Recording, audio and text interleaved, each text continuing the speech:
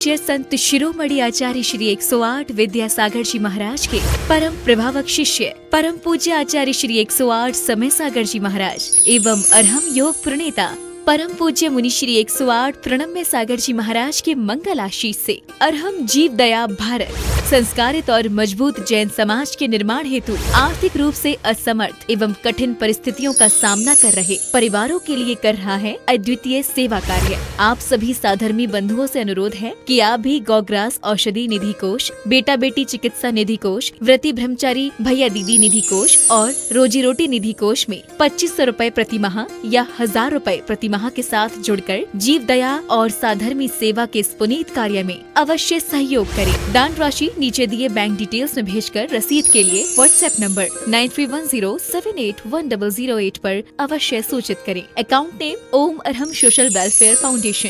संपर्क सूत्र 9310781008। Email ID jeevdaya@arham.yoga।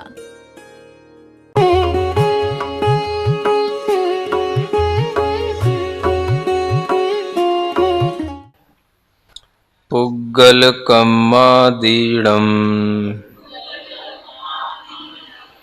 कत्ता व्यवहारदो दुणेच्छेदो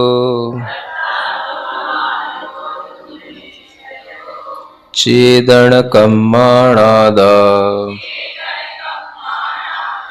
शुद्धनया शुद्धभावाणम्।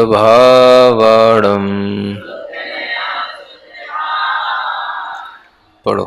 पुग्गलकम्मादीडम्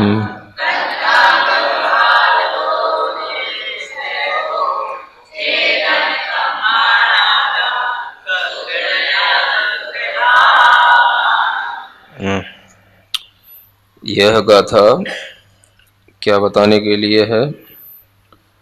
जो दूसरी गाथा में कुछ चीजें बताई थी, जीवो उभोग मवो अमुत्ति, है ना। तो इन तीन के बारे में वर्णन हो चुका है, जीव का, उपयोग का और अमूर्तिक का। अब यहाँ पर कर्तापन का वर्णन है। किसका वर्णन है? कर्ता। जीव कर्ता होता है। कर्ता का मतलब करने वाला।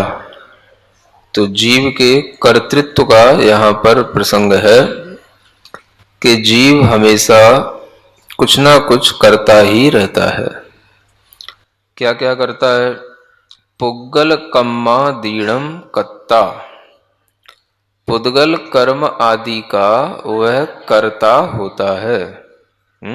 पुग्गल माने पुद्गल, कम्म का मतलब कर्म, आदीणम माने आदि का। पुद्गल कर्म आदि का कर्ता जीव होता है। कैसे होता है? व्यवहार दो, यानी व्यवहार से, यानी व्यवहार से जीव पुद्गल कर्म आदि का कर्ता होता है। तू माने और या तथा, निश्चय दो यानी निश्चय नय से। तू शब्द का मतलब जब हम कोई आगे भी बोल रहे होते हैं तो उसमें भी तू लग जाता है। ऐसा तो है, किंतु, और, तथा इत्यादि के अर्थ में यह अव्यय रूप में शब्द प्रयोग होता है। तो निश्चय नय से तो ऐसा भी कह सकते हैं, तू माने तो भी कह सकते हैं। निश्चय नय से तो चेदन कम्माण आदा, चेदन कम्माण है ना, और आधा इसमें से अलग निकलेगा तो चेदन कम्माण आधा, चेतन कर्मों का। जब आपको षष्ठी विभक्ति पढ़ाई थी तो बताया था कि उसमें णम पर बिंदी होती भी है और नहीं भी होती है। तो कम्म का षष्ठी विभक्ति का बहुवचन कम्माण बनता है। इसलिए चेदन माने चेतन, कम्माण माने कर्मों का, यह कर्ता हुआ। आदा माने आत्मा। ठीक। फिर शुद्ध नया यानी शुद्ध नय से शुद्ध भावाणम, शुद्ध भावों का कर्ता होता है।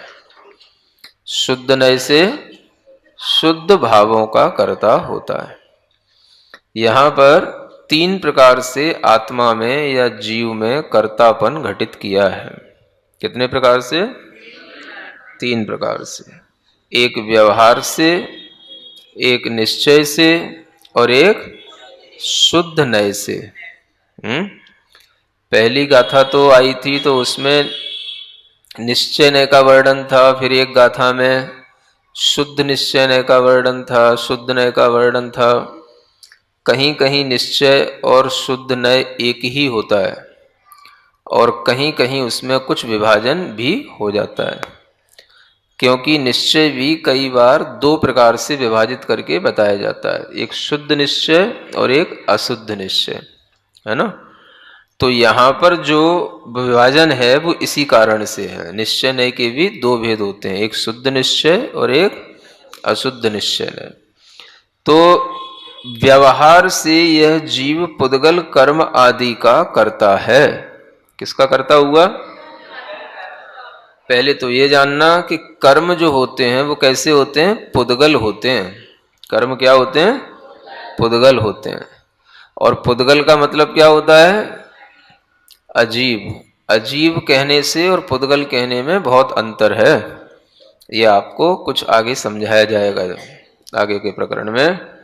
पुद्गल का मतलब अजीब नहीं कहना, पुद्गल का मतलब कहना या तो ये बोलना कि जिसमें पूर्ण गलन होता रहे उसका नाम पुद्गल। पुद्गल की 2 परिभाषाएं याद रखना।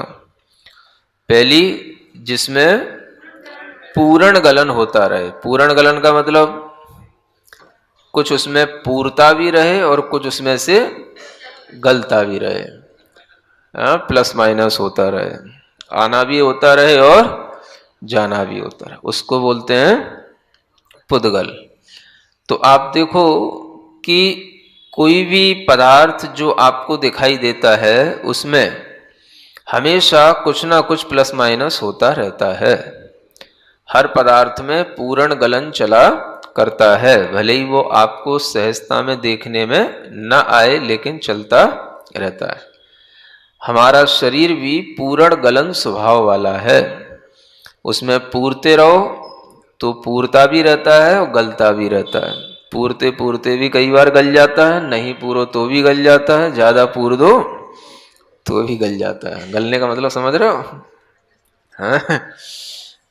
हाँ, किसी भी तरीके से समझ सकते हो। पुद्गलों का यह स्वभाव है ना। पुद्गल में पुद्गल मिलाओ तो पूर्ण भी हो जाता है और गलन भी हो जाता है। हाँ हाँ ठीक ही बात है। सुबह सेविंग बनाई दूसरे दिन फिर तैयार, है ना। तो ये गलन भी है और पूर्ण भी है, ठीक है। ऐसे ही होता है। शरीर में वर्गणाएं पुद्गल की आती भी रहती हैं और जाती भी रहती हैं, है ना। और ये पुद्गल का स्वभाव निरंतर बना रहता है। आप लोग जैसे आटा गूंथते हैं तो उसमें क्या करते हैं? पानी मिला देते हैं। तो आटे में पानी मिलाने से पूर्ण तो हो जाता है ना। और ज्यादा अगर मिला दिया जाए तो गलन भी हो जाता है ना। बिल्कुल आटा जो है लेही बन करके बह जाएगा, है? तो पूर्ण गलन स्वभाव जो है, जैसे आटा को हम गूंथते हैं, आटा वही है, लेकिन जब उसमें हम पानी मिलाते हैं तो उसमें क्या होता है? पूर्ण भी हो रहा है ना, और उसमें से कुछ गलन भी होता रहता है। तो ये प्रक्रिया हर किसी के साथ चलती रहती है। आज आपने जो खाया उससे शरीर में पूर्ण भी होता है और गलन भी होता है, सब हमेशा चलता रहता है। हर पदार्थ में ये पूर्ण गलन चल रहा है, इसलिए वह पुद्गल पदार्थ कहलाता है। ठीक बात। दूसरी बात क्या हो गया? दूसरी परिभाषा पुद्गल की, जिसमें स्पर्श रस गंध और वर्ण पाया जाए उसको पुद्गल कहते हैं। ये दूसरी परिभाषा। क्या कहा गया? जिसमें स्पर्श रस गंध और वर्ण पाया जाए उसको पुद्गल कहते हैं। तो कल जो गाथा आई थी उसमें स्पर्श रस गंध और वर्ण को क्या बोला था? जिसमें स्पर्श रस गंध वर्ण पाया जाए उसको क्या बोला था? मूर्तिक बोला था। क्या बोला था? मूर्तिक। तो इससे यह कंक्लूजन निकला कि जो मूर्तिक है वह भी स्पर्श रस गंध वर्ण वाला है और जो पुद्गल है वह भी स्पर्श रस गंध वर्ण वाला है। इसलिए जो मूर्तिक है वही पुद्गल है और जो पुद्गल है वही मूर्तिक है। ये अपने आप सिद्ध हो जाता है।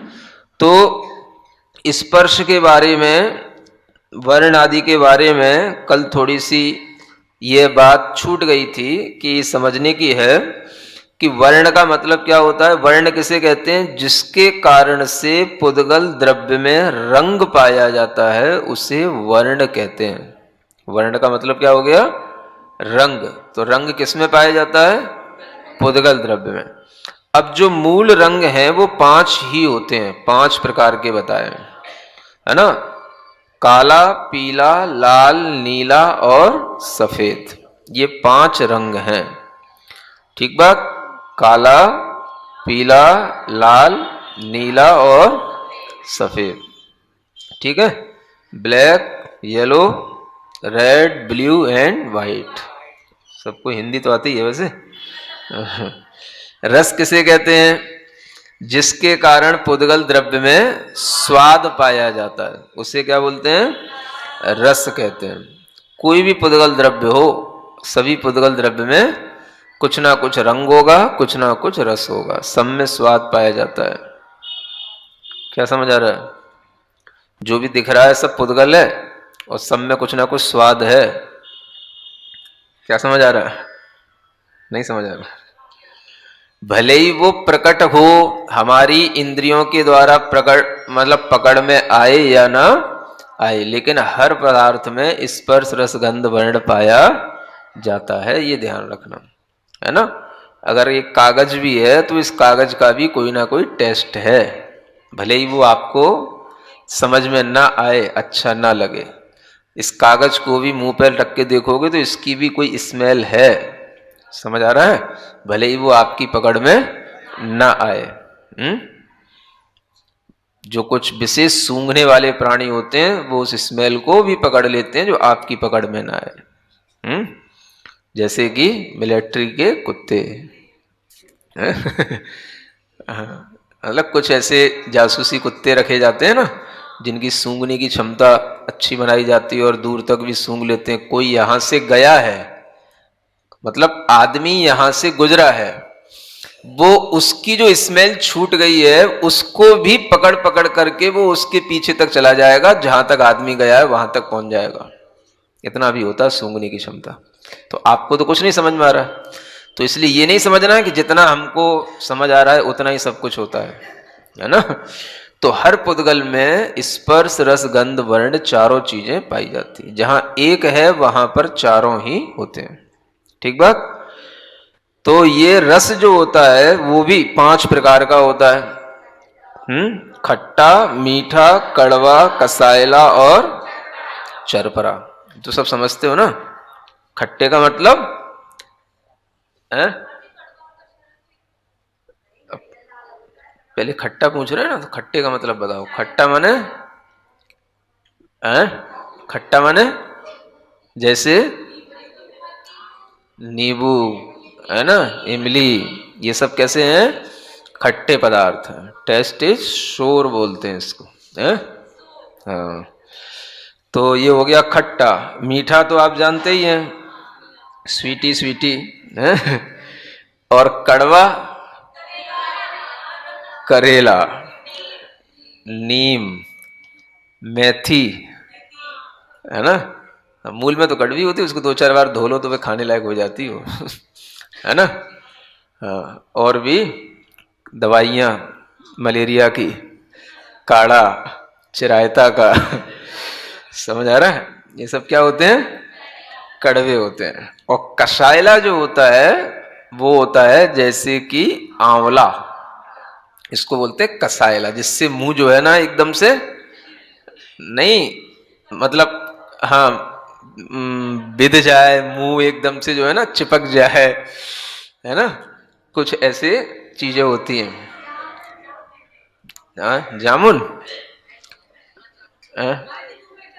नहीं, वो तो ज्यादा खा लेने से उसमें जो कोई भी, मतलब उसके अंदर जो केमिकल होते हैं उसका रिएक्शन होता है वो, है ना। लेकिन कुछ ऐसे पदार्थ होते हैं, जैसे कि कभी त्रिफला बनता है, हरड़ बहेड़ा आंवला मिला करके बनाया जाता है, तो उसमें भी ये कसायलापन आ जाता है। वो शायद आंवले के कारण से ही आता होगा, है ना। ऐसे कुछ मंजन वगैरह भी होते हैं जिनको जो है ना लगाने से एकदम से मुंह,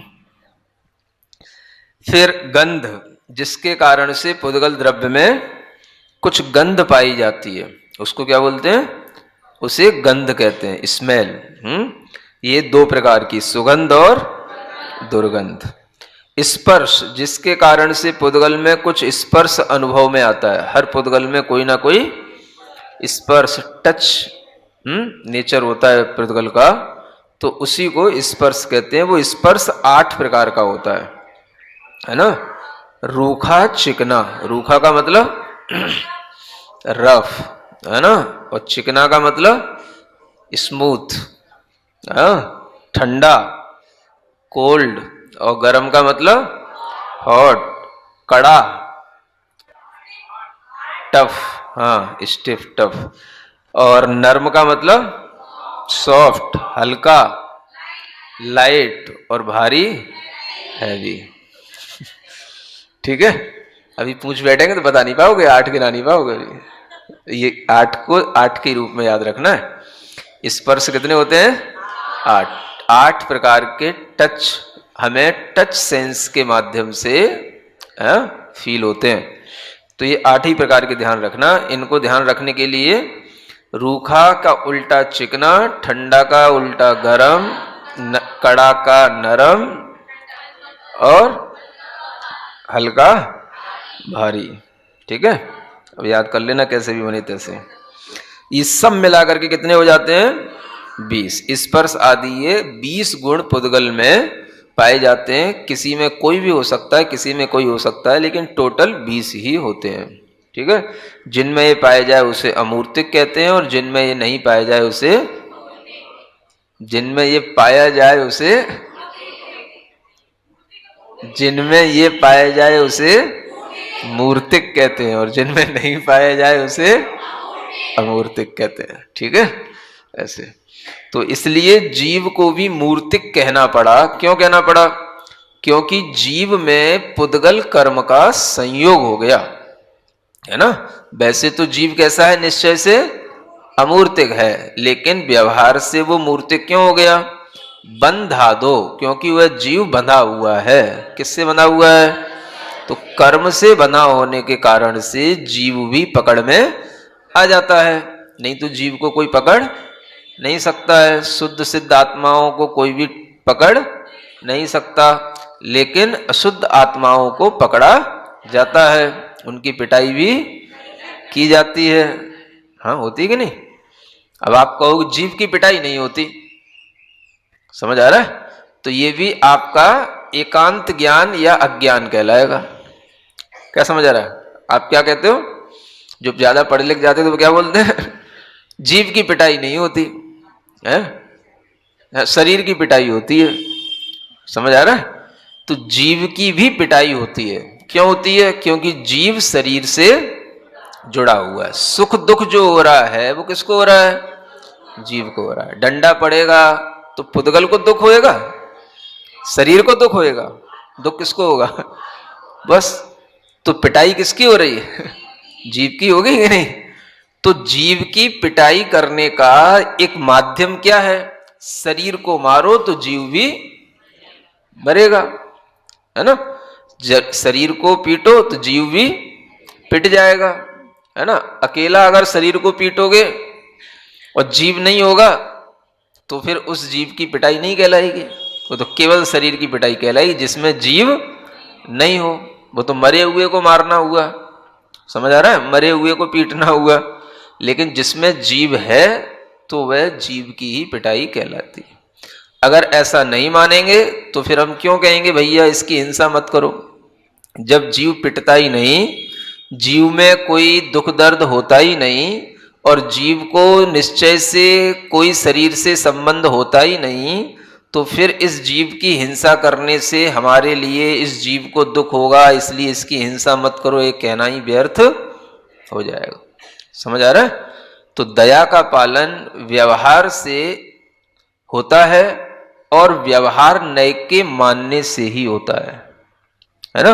अन्यथा सब जगह पर हिंसा ही हिंसा होगी, अगर निश्चय निश्चय माना जाएगा तो।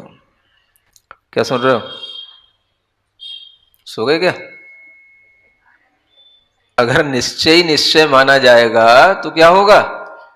निश्चय जैसे तो जीव को कोई मार ही नहीं सकता है, निश्चय से तो जीव अजर अमर है, ये तो सबको पता है। अब यही कहने लग जाओ निश्चय से तो जीव कभी मरता ही नहीं, तो हम किसकी रक्षा क्यों करें?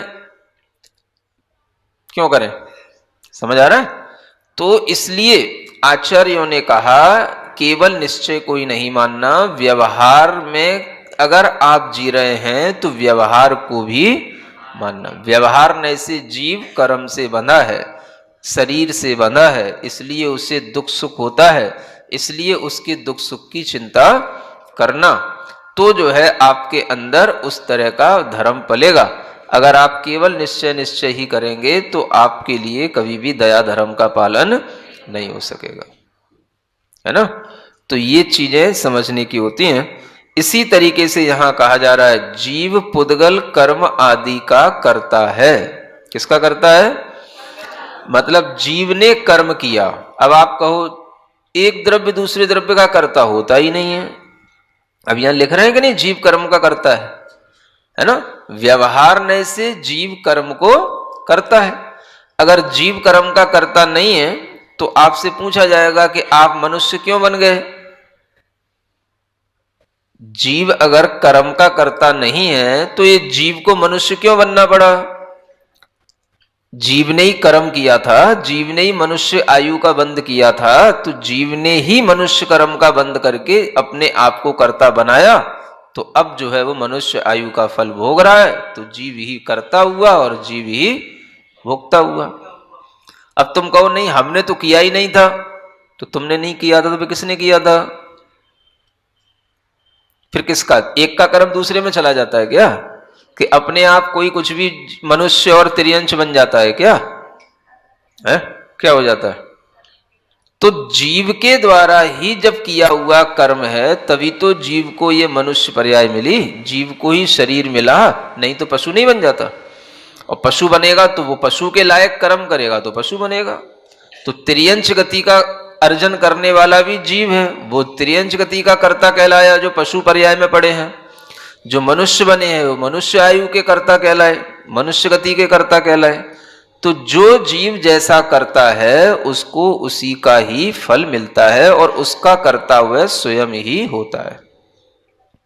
समझ आ रहा है? अब हम इस व्यवहार को कैसे जुटला सकते हैं? अगर हम जीव को मनुष्य नहीं कहेंगे, जीव को तिर्यंश नहीं कहेंगे, तो हम जीव को केवल जीव ही जीव कह करके क्या कर लेंगे? तो ये व्यवहार से ही तो है कि हम मनुष्य के साथ मनुष्योचित व्यवहार करते हैं, पशु के साथ पशु जैसा उचित व्यवहार करते हैं, है ना? कितना बड़ा ये सब व्यवहार ही तो है कि हम स्त्री पुरुष बच्चे सबके साथ व्यवहार के द्वारा ही तो व्यवहार किया जाता है।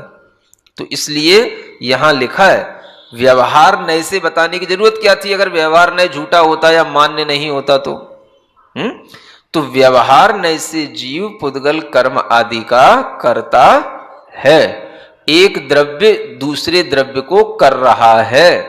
चेतन द्रव्य है जीव द्रव्य, लेकिन वो पुद्गल द्रव्य का करता है, कर्म का करता है। नहीं तो वह 8 कर्मों का करता नहीं होगा, तो फिर 8 कर्मों का वह भोक्ता भी नहीं होगा।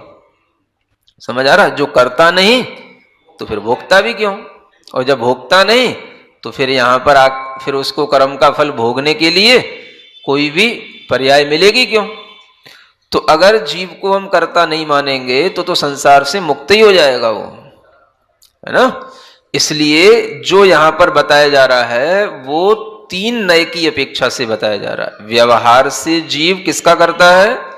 पुद्गल कर्म का। अब आगे कहते हैं निश्चय से जीव किसका करता है? चेतन कर्म का। चेतन कर्म का मतलब होता है जो हमारे भाव होते हैं, भाव, भाव कर्म जिसे बोलते हैं, है ना, वो भाव कर्म जो हैं वो हमारे निश्चय से होते हैं, क्योंकि भाव पुद्गल में नहीं है, भाव तो आत्मा में है। तो ये भाव जो है वो अशुद्ध भाव है। कौन सा भाव है? यहां पर ये निश्चय नय का मतलब क्या है? अशुद्ध निश्चय नय। तो जो हमारे अंदर राग, द्वेष, मोह, कसाय आदि भाव उत्पन्न होते हैं, इन भावों का कर्ता कौन है? ये भी जीव है। तो 2 प्रकार के कर्म होते हैं, एक द्रव्य कर्म और एक भाव कर्म। द्रव्य माने जो मैटर है वो कहलाया द्रव्य। जो पुद्गल के कर्म वाले परमाणु हैं वो जो है मैटर, वो तो कहलाया द्रव्य कर्म, और उससे जो हमारे अंदर भाव पैदा होता है वो कहलाता है भाव कर्म। समझ आया? तो भाव कर्म का कर्ता हुआ निश्चय से और द्रव्य कर्म का कर्ता हुआ भाव से। तो तुमने निश्चय से तो भाव किया, अब वो अशुद्ध भाव जो हो रहा है वो भी निश्चय का भाव है, माने आत्मा का भाव है, लेकिन अशुद्ध आत्मा का भाव होने से वो अशुद्ध निश्चय का भाव कहलाएगा। अशुद्ध आत्मा में ही राग, द्वेष, मोह आदि उत्पन्न होते हैं, इसलिए वह अशुद्ध निश्चय से आत्मा अपने राग द्वेष का भी करता है। राग द्वेष का कर्ता कौन होगा? अगर हम एक द्रव्य के कर्ता ही बने रहेंगे और दूसरे द्रव्य के कर्ता नहीं बनेंगे, तो जो राग द्वेष हो रहा है वो तो दूसरे द्रव्य के ही कारण से हो रहा है, कर्म के ही कारण से हो रहा है। तो उस राग द्वेष मोह के कर्ता भी हम ही होंगे। क्या समझ आ रहा है? हमने मोह किया और हम कहें नहीं हम मोह के कर्ता नहीं है, तो कहने से हो जाएगा कि हम मोह के कर्ता नहीं है। मोह करोगे तो मोह के कर्ता तो हो ही गए, और मोह के कर्ता नहीं हो तो फिर जब वो मोह भंग हो, मोह का विनाश हो, मोह टूटे, तो फिर किसी भी प्रकार का दुख सुख उत्पन्न होना नहीं चाहिए उससे। समझ आया? तो कहलाएगे हाँ भाई मोह के हम कर्ता नहीं है, अन्यथा जो मोह हमने किया है उस मोह के हम कर्ता हैं। जिससे राग किया उस राग को करने वाले हम हैं, जिससे द्वेष कर रहे हैं उससे द्वेष करने वाले हम हैं, क्रोध कर रहे हैं तो क्रोध कौन कर रहा है? अब आपको नहीं शुद्ध ने से तो आत्मा क्रोध करती न थी, फिर क्या होगा? तो कौन कर रहा है? शुद्ध नए कहने की जरूरत ही क्या है? जब आप अशुद्ध हो तो क्रोध तो अशुद्ध नए से ही होगा, तो क्रोध का कर्ता भी आपको स्वीकार करना पड़ेगा। अगर आप अपने आप को क्रोध मान का कर्ता नहीं मानोगे तो उसको नष्ट कौन करेगा फिर? फिर नष्ट कौन करेगा? जब है ही नहीं हमारा तो हमें नष्ट क्या करना? फिर करोगे क्या? करोगे क्या फिर बैठे बैठे? तो ये सब बातें हमें अज्ञानता की ओर ले जाती हैं जो ज्यादा निश्चय की बातें करते हैं। तो इसलिए कहा गया शुद्ध नया शुद्ध भावाणम। शुद्ध नय से ये आ गया हम शुद्ध भावों के कर्ता हैं, माने जो शुद्ध भाव उत्पन्न होंगे, कर्म के बिना होने वाले, राग आदि के बिना होने वाले जो भाव हैं, वो शुद्ध भाव के कर्ता हम शुद्ध नय की अपेक्षा से कहलाएंगे। यानी जब आत्मा शुद्ध होगा तो उसमें शुद्ध भाव पैदा होंगे, जब आत्मा अशुद्ध रहेगा तो उसमें अशुद्ध भाव पैदा होंगे। अशुद्ध दशा में वो अशुद्ध भाव का करता है और शुद्ध दशा में शुद्ध भाव का करता है, लेकिन कर्ता एक ही आत्मा है, इसलिए एक ही आत्मा में जब जैसा भाव घटित होगा तब उस अपेक्षा से वो कहलाएगा। लेकिन नए की जानकारी तो आपको पूरी होनी ही चाहिए। तो हमारी आत्मा शुद्ध नए से शुद्ध भी है।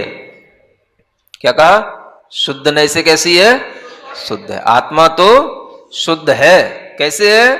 तो शुद्ध नए की अपेक्षा से है, लेकिन उसका उपयोग हम अभी क्या कर सकते हैं? तो बस केवल भावना के लिए कर सकते हैं। बस हमारी भावना हमारी आत्मा शुद्ध है, तो शुद्ध है तो फिर अब ये अशुद्ध दशा क्यों हो रही है, ये मोह राग आदि क्यों हो रहे हैं? तो उसको बचने के लिए वह शुद्ध की भावना करता है। समझ आ रहा है? तो ज्ञान में तीनों ही चीजें होना चाहिए। हमारी आत्मा शुद्ध नय से शुद्ध है, अशुद्ध निश्चय नय से अशुद्ध, मतलब अशुद्ध भावों का करता है, और व्यवहार नय से पुद्गल कर्म आदि का करता है। समझ आ रहा है? लड्डू बनाते हो हैं? हाँ, अब लड्डू बनाया, किसने बनाया? तुमने बनाया है? है ना? अब आप लड्डू बना के हमें दिखा दो, किसका बनाना है? मान लो आपको है, किसका लड्डू बनाना है बताओ? अगर आटे का लड्डू बनाना है तो फिर जो है आटे को ही क्यों लिया जा रहा है? लड्डू तो आप बनाने वाले हो, तो आप बना लो, बिना आटे का ही बना लो, रेत का बना लो लड्डू है। तो जो चीज जिससे बन रही है उसको भी तो समझना पड़ेगा कि वो चीज उसी से बन रही है। हम हमेशा यही हाँकते रहेंगे कि हमने ही लड्डू बनाया, तो कभी ये समझ में कैसे आया कि लड्डू बनाना हमारे लिए जैसे कर्तापन का काम कर रहा है, वैसे लड्डू जिस द्रव्य से बन रहा है वो द्रव्य भी स्वयं तो उसका करता है? तो वह आटा भी उस द्रव्य का करता है। आटा भी जब बनेगा तो लड्डू बनेगा। समझ आ रहा है? अगर आटा आपने लिया और आटा मोटा मोटा है, दलिया वाला है, तो अब उसको लड्डू बना लो, फिर क्यों नहीं बन रहा? वो भी तो आटा ही है? थोड़ा मोटा मोटा हो गया है, फिर उसका लड्डू क्यों नहीं बन रहा? आपको बनाना है, लड्डू हमने बनाया, बना लो, वो आटा कह रहा है, आप बना के दिखा लो। वो भी आटा है लेकिन मोटा है, तो फिर क्यों नहीं बन रहा लड्डू? तो इसलिए ये भी जानो, कोई भी काम होता है अकेले हम ही करने वाले नहीं होते हैं, उसके साथ साथ और भी द्रव्य सहयोगी होते हैं। अब मान लो आपको लड्डू बनाना है, चलो आटा भी दे दिया हमने, फाइन दे दिया, बिल्कुल बढ़िया है। अब उसमें कुछ मत मिलाना, लड्डू बना के बता दो हमें। अरे बुरा घी तो छोड़ो, कम से कम पानी तो चाहिए है? कुछ तो उसमें लिक्विड चाहिए, तब तो वो लड्डू बनेगा। नहीं हमने बनाया, तुमने क्या बनाया? पानी कह रहा है, जब तक मैं नहीं घुसूंगा उसमें तुम बना के दिखा लो। उसकी भी तो सुनो। तो पानी का भी महत्व है कि नहीं लड्डू बनाने में? पानी भी लड्डू बनाने का करता हुआ, स्वयं आटा भी लड्डू बनाने का करता हुआ, और फिर आप भी लड्डू बनाने के करता हो गए, तो करता कितने हो गए उसके? समझ आ रहा है? 3 क्या, उसमें 30 भी बन सकते हैं। समझ आ रहा है? जितने लगेंगे सब उसमें करता हो जाएंगे। समझ आ रहा है? तो कोई भी काम होता है तो उसका कर्ता अलग अलग अपेक्षाओं से अलग अलग हुआ करते हैं। एक चीज पर हाँक के रखोगे तो फेल हो जाओगे, है ना? इसलिए ये 3 बातें बतानी पड़ती हैं। हमारे अंदर भाव आ रहे हैं तो उस भाव के भी हम करता है, द्रव्य कर्म का बंद हो रहा है तो उसके भी हम करता है, जब ये भाव छूट जाएंगे, शुद्ध भाव आएंगे, तो उसके भी हम करता है। पुग्गलकम फलम पभुंजेदि आदानिच्छेनैदो चेदड़ भावम कुआदस। पढ़ो। सुदुःखम पुग्गलकम फलम पभुंजेदि आदानिच्छेनैदो चेदड़ भावम कुआ। अब यहाँ क्या कहते हैं? यहाँ भोक्तापन का वर्णन बताया जा रहा है। कर्ता हो गया जीव, अब जीव कैसा है? भोक्ता भी है। तो कैसे भोक्ता है, किस नय से क्या भोक्ता है? देखो, व्यवहारा माने व्यवहार नय से। सुख दुखम किसका भोक्ता है? सुख दुख का भोक्ता है। सुख दुख को भोगने वाला जीव है। समझ आ रहा है? पुद्गल टूट जाता है, तो हम सुख दुख के भोक्ता हैं, व्यवहार से हैं। व्यवहार का मतलब जो दूसरे के कारण से हो रहा है उसके भोक्ता हम बन रहे हैं व्यवहार से, है ना? अपने सुख दुख के नहीं, अपना तो कुछ होता ही नहीं है, अपने में तो सुख ही सुख है ना? लेकिन दूसरे के कारण से सुख दुख दोनों होते हैं। तो व्यवहार से सुख दुख होता है, और वो सुख दुख कैसे होता है? पुद्गल कर्म फलम, वो किसका फल है? पुद्गल कर्म का फल है। माने हमारा जो पुद्गल कर्म है उसका फल होता है वो। क्या समझ आ रहा है? अगर आपके भीतर यहां पर है ना दुख देने वाला कर्म सामने आपके भीतर पुद्गल कर्म फल देगा, असाता वेदनी कर्म, समझ आ रहा है, अंतराय कर्म, तो क्या होगा? सामने वाली चीज अपने आप गिर पड़ेगी। समझ आ रहा है? हाँ, आपके लिए उससे चोट भी लगेगी, क्योंकि आप जिससे जुड़े हो कर्म का फल उसी से जुड़ करके आपको फल देगा। क्या समझ आ रहा है? आप खुद भी चोट खा सकते हो। अगर आपको मान लो चोट नहीं लग रही है, आप सावधान हो, तो दूसरे को भी चोट लग सकती है ताकि आपको दुख हो जाए, है ना, कुछ भी हो सकता है। तो पुद्गल कर्म का फल सुख और दुख के रूप में भोगने वाला जीव ही होता है ना। अगर पुद्गल कर्म का फल नहीं होगा तो आपको कोई सुख दुख नहीं होगा।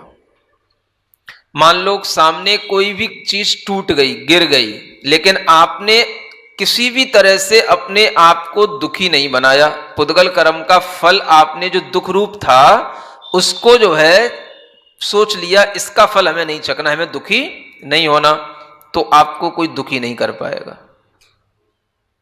समझ आ रहा है? तो पुद्गल कर्म के फल से ही सुख दुख हो रहा है, जितना भी सुख दुख है। और वो जो आप दुखी नहीं हो रहे हो वो आपका अपना आत्मा का भाव है, और जो सुख दुख हो रहा है वो कर्म के कारण से हो रहा है। और उस कर्म के फल से ही आदमी में भय का भाव पैदा होता है, और भय के कारण से फिर वो दुखी भी रहता है, जिससे भय पैदा होगा। तो सुख दुख में सब समाहित हैं। जितने भी अन्य जो कर्म हैं, 9 कषाय हैं, उन कषायों के उदय से सुख दुख उत्पन्न होते रहते हैं। तो ये सब पुद्गल कर्म का फल जीव को कैसे मिलता है? सुख दुख के रूप में। इसलिए जीव व्यवहार से सुख दुख का भोगता है ना, वह सुख दुख को भोग रहा है व्यवहार नय से। और आदा माने आत्मा, निश्चय नय दो, निश्चय नय से तो चेदन भावम खु आदस्य, निश्चय नय से तो वो अपने चैतन्य भाव का भोगता है ना। कर्म का भोक्ता होना और अपने भाव का भोक्ता होना, और व्यवहार से जो कर्म फल दे रहे हैं उन कर्मों का भोक्ता, और शुद्ध निश्चय से अपने शुद्ध भावों का भोक्ता, जो उसके शुद्ध भाव हैं, समता आदि, सुख आदि, आत्मिक सुख आदि, उन भावों का भोक्ता। इस तरीके से ये नयों के माध्यम से कर्ता और भोक्तापन का वर्णन समाप्त हुआ।